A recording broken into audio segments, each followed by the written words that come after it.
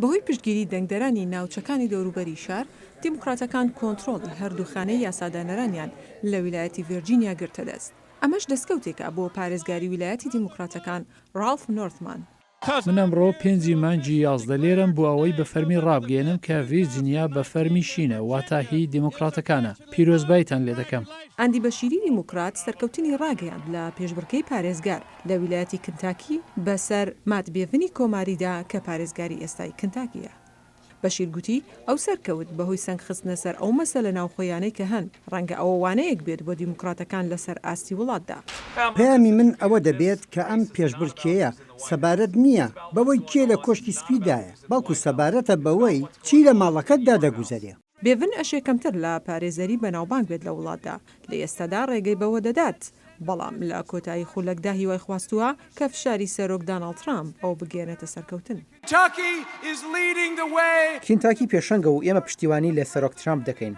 سەرۆک ترامپ بەختێکی باشی هەبوو لە ویلایەتی میسیسپی کۆنەپارێز، لەو شوێنەی کە پشتگیریەکی باشی کۆکردەوە بۆ بردنەوەی پاڵێوراوی کۆماریەکان بۆ پۆستی پارێزەر تێیت ریڤز. لیبراڵەکانی وڵات بڕوایان وایە کە ئەگەر بگەنە میسیسپی و هەڵبژاردنەکە ببنەوە ئەوە لە هەڵبژاردننی ساڵی 2020دا زیان بە دۆناڵد ترامپ دەگەهێنن. بەهۆی دواترین ئەنجامەکان دیموکراتەکان هاندران لەوانە سەرۆکی پارتەکە تۆم پێرێز. بردنەوەکەی ڕۆژی سێشەمە سەرکەوتن بوو بۆ هەموو دیموکراتەکان. بڕواشم وایە سەرکەوتنێک بوو بۆ بەها دیموکراتیەکانمان. هەروەها هەرچەندێ بڵێم سەبارەت بە هاوبەشە مەزنەکانمان لە سیستمی ژینگە هێشتا هەرکەمە. پشتیوانی کۆماریەکان لە نێودەنگدەرانی ناوچەکانی دەوروبەری شار کەمی کردووە، ئەمەش لە دوایین خولی دەنگداندا. هەروەها راپرسیەکان دەری دەخەن کە سەرۆک جێپێی خۆی لەدەست دەدات لەلایەن دەنگدەرانی سربەخۆ لەو کاتەی دەڕوانێتە هەڵبژاردنەکانی ساڵی داهاتوودا. سوزن پیج دەڵێت ترامپ بە چڕی سەنگ دەخاتە سەر بنکەی سیاسی خۆی. ڕەنگە ئەوە گەورەترین کاری چاوەڕوان نەکراو بێت لە سەرۆکایەتی ترامپدا.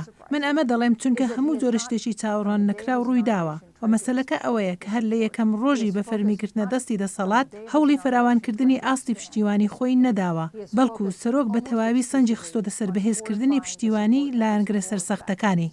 ترامپ ڕکابەری سەرەکی دیموکراتەکانە لە هەندێک لە ڕاپرسیانەوەکانی وڵاتدا، بەڵام لەو شوێنانەی کە لە ساڵی 2016دا بنکەی سەرەکی ململانەی سەخت بوو سەرکەوتنی تێدا بەدەستهێنا. لەو شوێنانە لە بەرەی پێشەوەدایە.